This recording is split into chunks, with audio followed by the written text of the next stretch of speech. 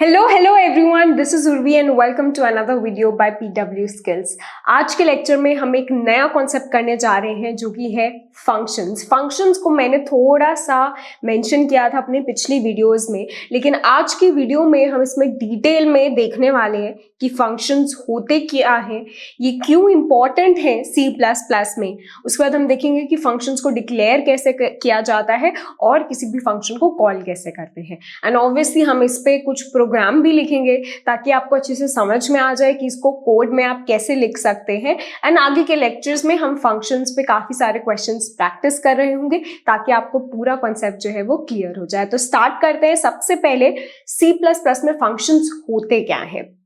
तो फंक्शंस यार तुम ऐसे समझ सकते हो कि functions are a logical set of code. Logical set of code, ठीक है, कुछ नहीं है, कुछ कोड की लाइंस का एक लॉजिकल सेट है जो कि परफॉर्म करता है एक स्पेसिफिक टास्क। ये जो लॉजिकल सेट ऑफ कोड है, this performs a specific task, तो इसको हम एक फंक्शन बोल देते हैं। ठीक है, ऐसे समझो कि कोई भी एक टास्क परफॉर्म करने के लिए मैंने कुछ लाइंस ऑफ कोड लिखी, उन लाइंस ऑफ कोड को मैंने कंबाइन करके बोल दिया कि यार ये एक फंक्शन है। ठीक है, और इस फंक्शन में हम इनपुट भी पास कर सकते हैं एंड जो इनपुट पास होता है किसी भी फंक्शन में उसको बोलते हैं उस फंक्शन के पैरामीटर्स। ध्यान करो, जब हमने हेलो वर्ल्ड का फंक्शन लिखा था, जब मैंने आपको समझाया था हेलो वर्ल्ड का फंक्शन, तो मैंने वहां पे मेंशन किया था कि इंट मेन जो हम लिखते हैं किसी भी अपने सी प्लस प्लस प्रोग्राम में, वो एक फंक्शन ही है। Int main is a function जो कि कॉल होता है every time that we run a program. हर बारी जब भी आप कोई भी अपना C plus plus program run करते हो तो यही मेन फंक्शन जो है ये कॉल होता है। इसके अंदर फिर आप जो भी कोड लिखते हो वो एग्जीक्यूट होता है। ठीक है, तो इस फंक्शन का नाम यहां पर है मेन। एंड यहां पे हम जो रिटर्न 0 कर रहे होते हैं ये इसका रिटर्न टाइप होता है। ठीक है, उसको अभी हम देखते हैं डिटेल में, बट यहाँ पे बस आप ये समझ लीजिए कि हमारा फंक्शन जो है ये एक लॉजिकल सेट ऑफ कोड है जो कि कुछ स्पेसिफिक टास्क परफॉर्म कर रहा है। उसमें हम कुछ इनपुट भी दे सकते हैं जिसको हम पैरामीटर्स बोलते हैं। वो फंक्शन अगर हमें कुछ हो सकता है कि इस इनपुट पे कुछ टास्क परफॉर्म करके कुछ आउटपुट वापस रिटर्न कर रहा हो। ठीक है, तो वो रिटर्न कर रहा होता है उसका जो डेटा टाइप होता है, उस डेटा का जो डेटा टाइप होता है उसको बोलते हैं उस फंक्शन का रिटर्न टाइप।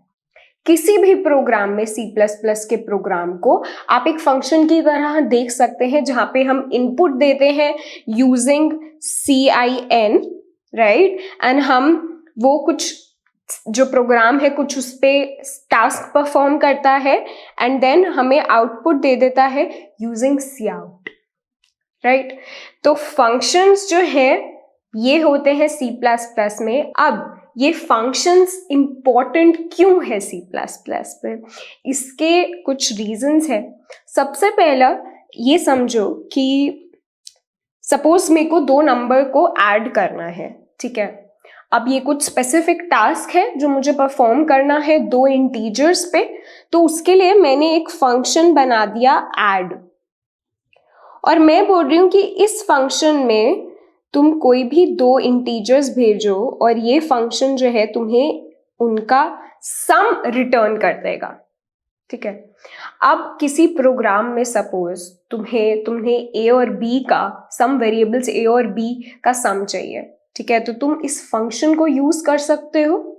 अगेन हो सकता है तुम्हारे प्रोग्राम में आगे जाके तुम्हें कोई और 2 वेरिएबल्स का सम चाहिए, सी और डी का, तो अगेन तुम सेम फंक्शन जो ऐड फंक्शन है उसका यूज कर सकते हो, जहां पे तुम ए और बी की जगह तुम यहाँ पे सी और डी पास कर रहे होगे तो वो तुम्हें सी प्लस डी करके दे देगा। तो छोटी बात ये कि तुम्हें कोड जो है ऐड करने का बार बार नहीं लिखना पड़ेगा। ठीक है। अब तुम बोलोगे ऐड का जो कोड होता है वो इतना कोई बड़ा थोड़ी ना बात है, बस एडिशन ही तो करना है, C+D कर दो, A+B कर दो। लेकिन कई बारी और भी होता है जहाँ पे ठीक है थोड़ा सा बड़ा कोड हो, जैसे हमने लास्ट क्लास में फैक्टोरियल डिस्कस किया था। ठीक है, किसी भी नंबर का अगर मेरे को n फैक्टोरियल निकालना है, ठीक है, मैं कहूँ आपको मुझे 4 फैक्टोरियल चाहिए, तो आप क्या करोगे, आप एक लूप लगाओगे, ठीक है, जो कि चलेगा i 1 से लेके i < 4 तक, i प्लस प्लस, और तुम सम वेरिएबल फैक्टोरियल में मल्टीप्लाई कर दोगे i। ठीक है, तो i 1 से लेके 4 तक तुम उसको मल्टीप्लाई करते रहोगे तो तुम्हें 4 फैक्टोरियल मिल जाएगा। अब अगर तुम्हें बाद में जाके 6 का भी फैक्टोरियल निकालना है तो तुम्हें ये लूप दोबारा लिखना पड़ेगा। उसकी जगह तुम एक फंक्शन बना सकते हो फैक्टोरियल, जो जिसमें तुम कुछ भी इनपुट दे दो, 4 दे दो या फिर 6 दे दो, वो तुम्हें 4 फैक्टोरियल या फिर 6 फैक्टोरियल कंप्यूट करके दे देगा। तो बात यहाँ पे ये हुई कि फंक्शंस इसलिए यूज किया जाता है क्योंकि वो रीयूजेबिलिटी ऑफ कोड को बढ़ाता है। रीयूजेबिलिटी मतलब कि हम सेम कोड को बार बार यूज कर सकते हैं अपने प्रोग्राम पे एट डिफरेंट पॉइंट्स। तो उसके लिए हमारा कोड जो है वो छोटा हो जाएगा क्योंकि हमें सेम चीज बार बार नहीं लिखनी पड़ेगी। दूसरा पॉइंट ये कि एक प्रिंसिपल होता है ड्राई प्रिंसिपल, ठीक है, जिसका मतलब होता है don't repeat yourself, don't repeat yourself. इस प्रिंसिपल का प्रोग्रामिंग में ये मतलब होता है कि तुम सेम चीज को दोबारा रिपीट मत करो। ठीक है, it's not considered to be a good coding principle अगर आप सेम कोड बार बार लिख रहे हो। तो अगर आप फंक्शंस का यूज कर रहे हो तो आप सेम फंक्शन को डिफरेंट इनपुट्स के लिए या डिफरेंट टाइम्स पे बार बार कॉल कर सकते हो सेम काम करने के लिए, तो तुम्हें रिपीट नहीं करना पड़ेगा कोई भी कोड। ठीक है, और तीसरी बात ये कि फंक्शंस यूज करने से तुम्हारा जो कोड होता है वो इजी टू रीड हो जाता है। ठीक है, अगर मैं कहीं पे भी फंक्शन लिख रही हूं फैक्टोरियल ऑफ 4, तो मुझे पता है कि ये जो वेरिएबल है रिजल्ट, इसमें 4 का फैक्टोरियल आ रहा है। ठीक है, तो इससे जो है तुम्हारी कोड की जो रीडेबिलिटी होती है वो भी बढ़ती है। इसलिए फंक्शंस जो है काफी पॉपुलरली यूज होते हैं हमारे कोडिंग में। फर्स्टली वो हमारे कोड को रीयूजेबल बनाता है, हमें बार बार रिपीट नहीं करना पड़ता सेम कोड, एंड हमारा कोड जो है वो easy to read and understand हो जाता है। ठीक है, तो हमें समझ में आ गया कि फंक्शंस पे हमें क्यों फोकस करना है। अब देखते हैं कि फंक्शंस किस टाइप के होते हैं। 2 टाइप के फंक्शंस होते हैं हमारे पास। एक होते हैं यूजर डिफाइंड फंक्शन, जो कि यूजर हम खुद डिफाइन करते हैं अपने कोड में, और दूसरे होते हैं स्टैंडर्ड लाइब्रेरी फंक्शंस। ये फंक्शंस जो होते हैं ये कुछ बिल्ट इन फंक्शंस होते हैं C++ में, which are ready to use. ठीक है, हम डायरेक्टली इन फंक्शंस को यूज कर सकते हैं बिना इनकी एक्चुअली डेफिनेशन लिखे। ठीक है, सबसे पहले देखते हैं कि यूजर डिफाइंड फंक्शन, अगर हमें खुद कोई फंक्शन डिफाइन करना हो तो वो हम कैसे लिख सकते हैं। तो उसके लिए ये हमारा डेफिनेशन होता है किसी भी फंक्शन का। हम मेंशन करते हैं सबसे पहले उसका रिटर्न टाइप, जो भी फंक्शन रिटर्न कर रहा है उसका data type, function name, and function name के साथ ब्रैकेट्स में हम मेंशन करते हैं parameters which are separated by a comma. ठीक है, हम कितने भी पैरामीटर्स यहाँ पे मेंशन कर सकते हैं, they have to be separated by comma. And then curly brackets के अंदर जो है हमारा आता है कोड, जो कि वो फंक्शन परफॉर्म करता है। ठीक है, अब इन सब चीजों को डिटेल में देखते हैं। सबसे पहले फंक्शन नेम। किसी भी फंक्शन का जो फंक्शन नेम है वो बहुत इंपॉर्टेंट है, क्योंकि उस फंक्शन नेम से ही आप उस फंक्शन को कॉल कर रहे होगे। जैसे मैंने अगर कोई फंक्शन बनाया ऐड, तो मेरे को अगर कोड में कहीं पे भी वो ऐड फंक्शन यूज करना है तो I will call the function using its name. तो इसलिए ये जो फंक्शन नेम है, इसमें ये जरूर ध्यान रखना कि the function name should depict it's functionality, जो वो फंक्शन एक्चुअली कर रहा है। अगर आपका फंक्शन जो है सम निकाल रहा है दो नंबर्स का, तो आप उसको कुछ भी रैंडम एबीसी नाम या फिर सबट्रैक्ट नाम नहीं दोगे, right? You have to give it the name जिससे वो पता चले कि वो फंक्शन क्या कर रहा है, ठीक है। दूसरी बात, रिटर्न टाइप।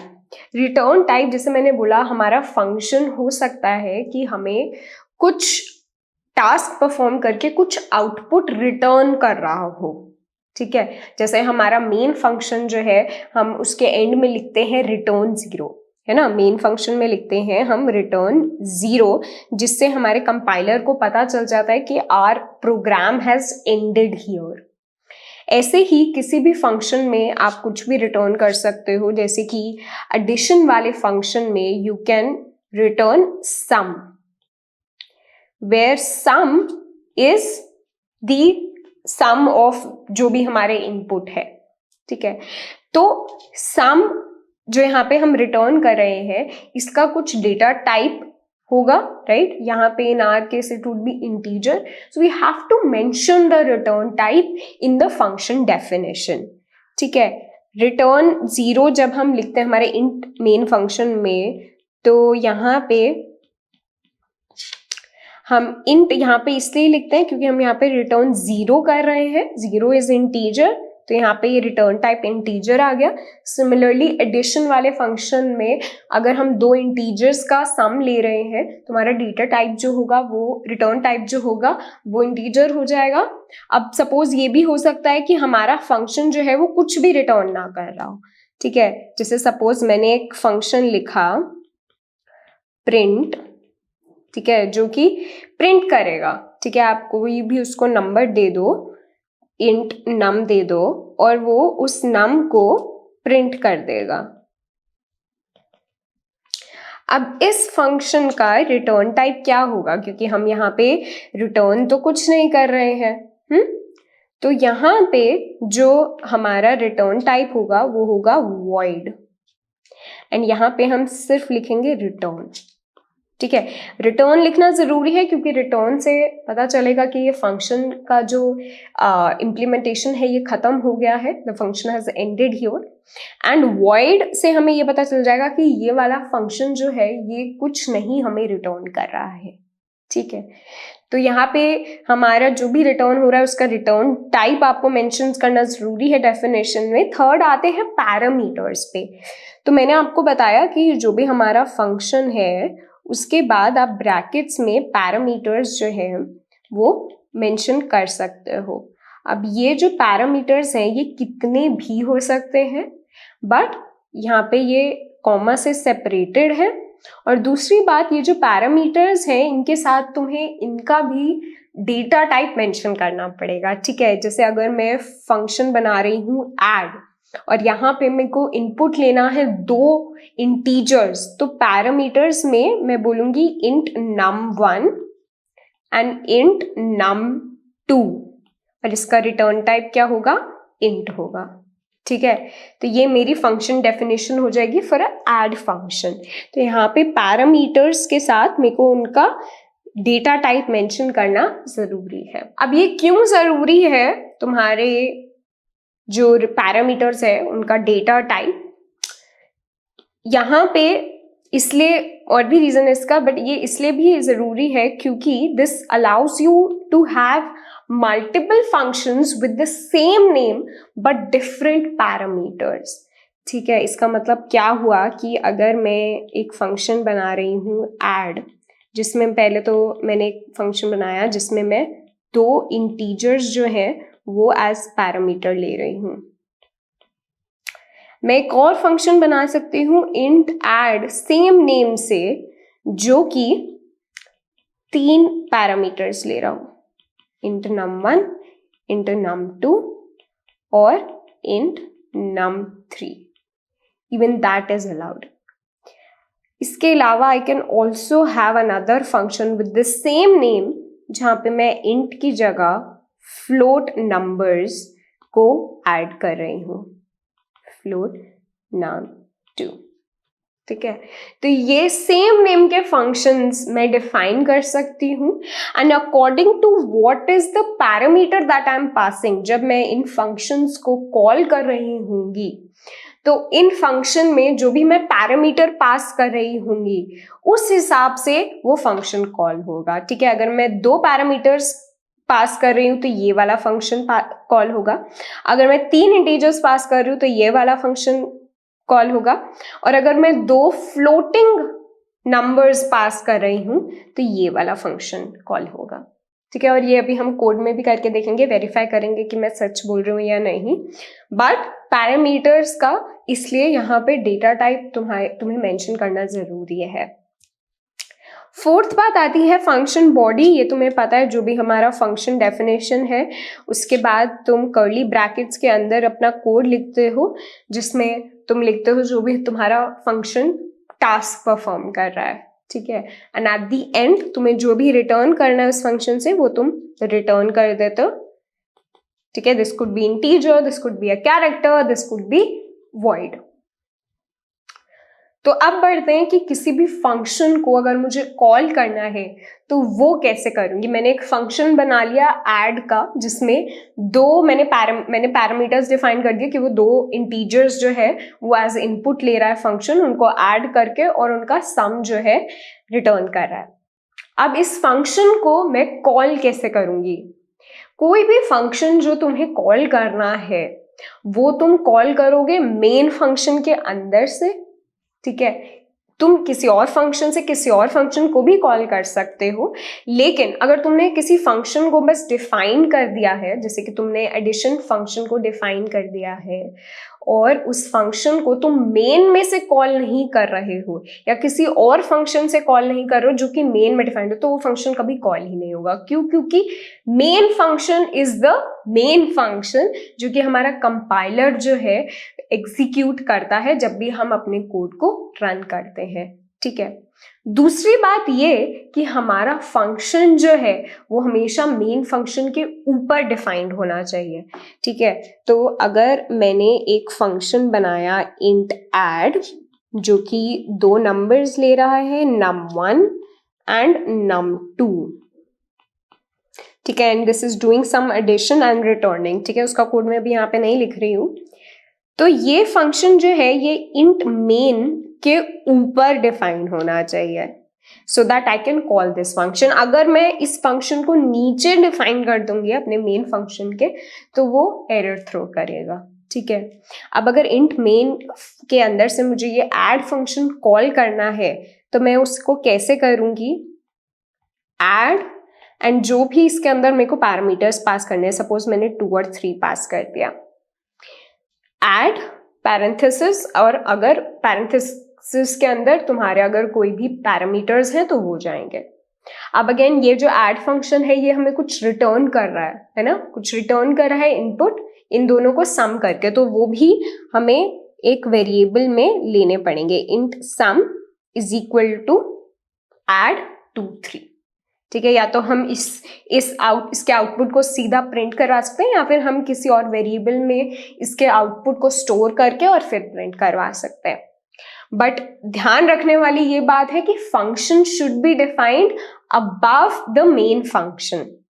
ठीक है, और अगर तुम ये ऐड फंक्शन किसी और फंक्शन से कॉल कर रहे हो जो कि फंक्शन कहीं मेन फंक्शन में है ही नहीं तो वो कभी कॉल नहीं होगा, राइट? क्योंकि main function is the starting point of any C++ program. अब यहाँ पे एक और एग्जाम्पल दे रखा है, यहाँ पे हमने एक फंक्शन बना रखा है welcome which prints welcome to physics वाला and it has return type void. ठीक है, ये हमें कुछ भी रिटर्न नहीं कर रहा है फंक्शन। int main के अंदर अगर हमें इस फंक्शन को कॉल करना है so we'll write the function name and parenthesis. So if we try to store the return value of this function welcome, तो it will throw me a compilation error. मतलब कि अगर मैं किसी वेरिएबल var में अपने वेलकम की return value को स्टोर करने की कोशिश करूं तो मुझे कंपाइलेशन एरर दे देगा। क्यों? क्योंकि मेरा फंक्शन वेलकम जो है वो रिटर्न कर रहा है वॉइड। वॉइड का मतलब क्या होता है? वॉइड का मतलब नथिंग, ठीक है, नन, नल, ठीक है। तो उसको मैं नल वैल्यू को, वॉइड वैल्यू को कहीं स्टोर नहीं कर सकती, तो obviously it will throw me an error, तो you can not do this, ठीक है। अगर यहाँ पे इंटीजर रिटर्न टाइप होता, कैरेक्टर रिटर्न टाइप होता, फ्लोट रिटर्न टाइप होता, कोई और जो है डेटा टाइप होता रिटर्न एज रिटर्न वैल्यू, तो हम उसको किसी वेरिएबल में उस डेटा टाइप का स्टोर कर रहे होते। यहाँ पे हम स्टोर नहीं कर सकते, ठीक है। So सबसे पहले let's start with very basic writing a function which will add two numbers, जिसकी हम शुरू से बात कर रहे हैं, ठीक है। तो सबसे पहले I'll write the function definition. Function में मैं बोल रही हूँ कि हमारा रिटर्न टाइप जो होगा वो इंट होगा, क्योंकि हम दो इंटीजर्स का सम जो है रिटर्न करना चाहते हैं, ठीक है। तो मैं एक फंक्शन बना रही हूँ इंट ऐड। यहाँ पे मेरे दो पैरामीटर्स होंगे, int num1 and int num2। इस फंक्शन के अंदर मैं क्या कर रही हूँ, I will have another variable sum which will store the sum of num1 and num2, and next line में मैं इस सम को जो है वो रिटर्न कर दूंगी, ठीक है। तो यहाँ पे add is my function name, int यहाँ पे है मेरा रिटर्न टाइप जो भी मेरे सम का रिटर्न टाइप है, int num1 and int num2 are my parameters, and function code में मैं क्या कर रही हूँ, सम निकाल रही हूँ अपने दोनों पैरामीटर्स का, ठीक है। तो अगर अब हमने ये डेफिनेशन देख लिया है, अब अगर हमें इस फंक्शन को कॉल करना है अपने मेन फंक्शन में, how will we do that? सबसे पहले दो वेरिएबल्स बना लेते हैं, int a is equal to 5 and int b is equal to 4. Now if I want to do a plus b, I can say add and then इसके अंदर I can pass my variables, ठीक है। I can pass सीधा constants भी, I can सीधा pass 4 and 5 also in my function, I can pass a and b also. What matters is that it has to be integer data type, ठीक है। I cannot pass characters in this function. And ये जो add function है ये हमें कुछ output return कर रहा होगा, तो उसको हम प्रिंट कर देंगे यहाँ पे, ठीक है। तो इसको रन करके देखते हैं and it gives us the output 9, right, that's correct. So एक और चीज यहाँ पे मैं दिखाती हूँ आप लोगों को कि अगर हम फंक्शन को, इस फंक्शन कोड की डेफिनेशन को मैं यहाँ से हटा के अपने इंट मेन के बाद डाल दूँ, ठीक है। सो लेट्स सी अगर ये code it still runs, it gives me an error, use of undeclared identifier add, right. So like I said, हमारा जो भी फंक्शन आप यहाँ से मेन से कॉल कर रहे हो, you will have to define it above the main function, ठीक है। इसको वापस डाल देते हैं ऊपर एंड अब ट्राई करते हैं कि अगर सपोज मेरे को सेम फंक्शन नेम के मल्टीपल फंक्शंस बनाने हैं, तो how can I do that? Let's create another function with the same name जो कि 3 पैरामीटर्स ले रहा है, ठीक है। पे num2 and int num3, and again हम यहाँ पे ये कर रहे हैं सम कैलकुलेट कर रहे हैं as num1 plus num2 plus num3, and then we'll return the sum. Similarly, I can have another function with the same name, but here I want to add 2 floating numbers, ठीक है। तो मैं यहाँ पे parameters में ले रही हूँ float num1 and float num2. I'm adding, इसका रिटर्न टाइप होगा यहाँ पे सम का float, sum is equal to num1 plus num2 and return sum, ठीक है। अब यहाँ पे ये वाला हमने देख लिया है कि अगर मैं यहाँ पे लिख रही हूँ add a plus b, तो यहाँ पे मेरा ये वाला फंक्शन जो फर्स्ट वाला फंक्शन है ये कॉल होगा, बिकॉज यहाँ पे दो पैरामीटर्स है। यहीं पे अगर मैं एक और पैरामीटर डाल दूँ, ठीक है, 1, तो this function should be called, my second function should be called. Okay, let's try that and I get the output as 10। हाँ, ये सबको दिख रहा है। तो इस केस में हमारा सेकंड वाला फंक्शन है that gets called, right. Again अगर मैं यहाँ पे अब a और b की जगह मैं दो फ्लोटिंग नंबर्स पास कर दूं, ठीक है, 3.4 एंड 4.6, तो इस केस में मेरा ये वाला जो थर्ड वाला फंक्शन है दिस शुड गेट कॉल्ड। ठीक है, लेट्स ट्राई दिस। तो यहाँ पे मेरा जो सेकंड वाला फंक्शन है ये कॉल हो रहा है। अब यहाँ पे मैं अगर दो फ्लोटिंग इंटीजर्स पास करूं, sorry, float c is equal to 3.4 and float d is equal to 4.6। अब यहाँ पे मैं ऐड में c और d पास कर रही हूँ, c एंड d। तो इस केस में मेरा जो थर्ड वाला फंक्शन है दिस शुड गेट कॉल्ड। ठीक है, let's try this. So it gives us the output 8. यही आना चाहिए 3.4 plus 4.6, right? We can also check अगर ये हमें floating दे रहा है या नहीं। ठीक है, it should give us floating output. So let's check for another input. It gives us 7.8 which is float, right? So that's how we can see कि हमारे पास जो है सेम फंक्शन नेम से we can declare multiple functions, but the differentiating aspect has to be the parameters. ठीक है, कि हम कितने पैरामीटर्स डाल रहे हैं और what is the type of those parameters. अगर मैं यहाँ पे इन पैरामीटर्स का नेम चेंज कर दूं, जैसे कि अगर मैं इस फंक्शन को मैं एक और फंक्शन बनाऊं जहां पे मैं num1 num2 की जगह num3 num4 ऐड कर दूं, तो this will throw me an error because then these functions are same. जो फर्स्ट और सेकंड फंक्शन ये आपको दिख रहा है ये सेम है, क्योंकि it doesn't matter what is the name of the parameter that I am passing here.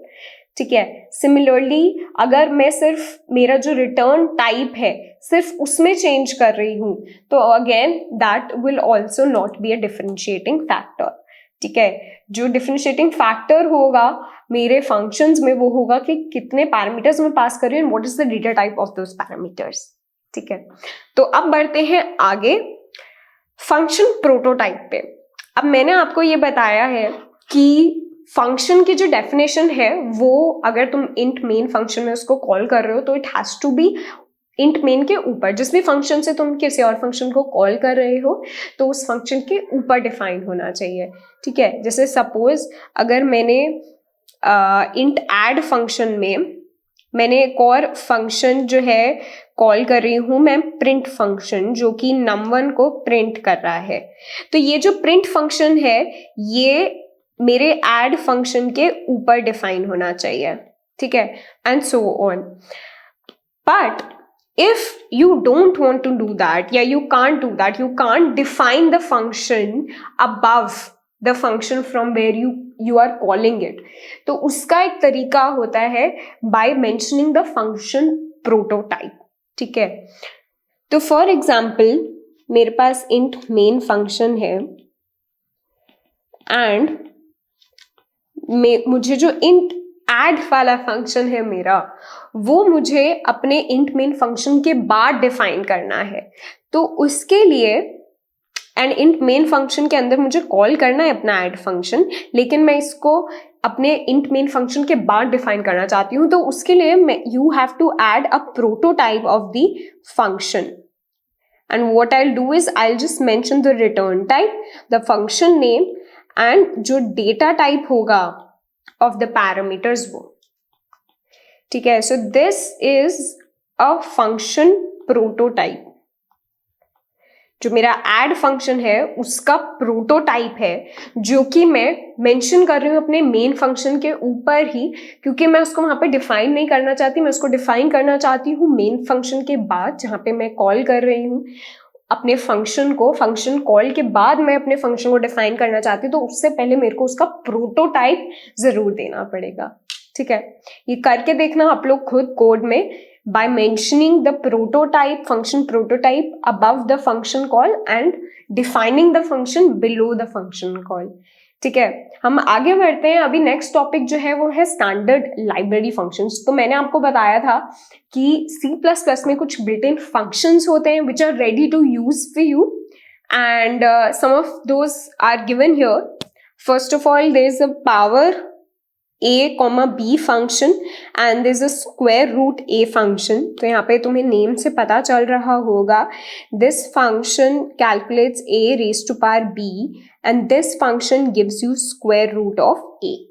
ये दोनों फंक्शंस जो है तुम्हारे सी मैथ हेडर फाइल में होते हैं, इंक्लूडेड होते हैं। ठीक है, so if you want to use these functions you have to include this header file अपने प्रोग्राम में। ठीक है, इसको एक बार कोड में भी देखते हैं हम। सबसे पहले लाइक आई सेड हमें इंक्लूड करना पड़ेगा एक हेडर फाइल जिसका नाम है cmath and then we'll be able to use these functions.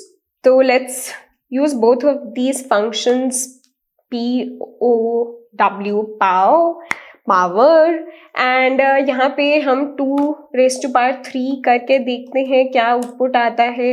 And let's also try the square root function जहाँ पे मैं 16 पास कर रही हूँ। Try printing square root of 24। तो हमने स्क्वायर रूट ऑफ 16 तो हमने प्रिंट करके देख लिया, हमारा 4 आया था आंसर। अब 24 ये करने के लिए बोल रहा है, तो ये भी करके देख लेते हैं कि यहाँ पे हमारा क्या आउटपुट जो है वो आ रहा होगा। ठीक है, यहाँ पे क्या प्रिंट हो रहा है, हमारा स्क्वायर रूट ऑफ 24 प्रिंट हो रहा है 4.89898। तो आप यहाँ पे देखोगे ये जो है ये आपका डबल डेटा टाइप है, जो कि हमारा स्क्वायर रूट ऑफ 24 रिटर्न कर रहा है वैल्यू।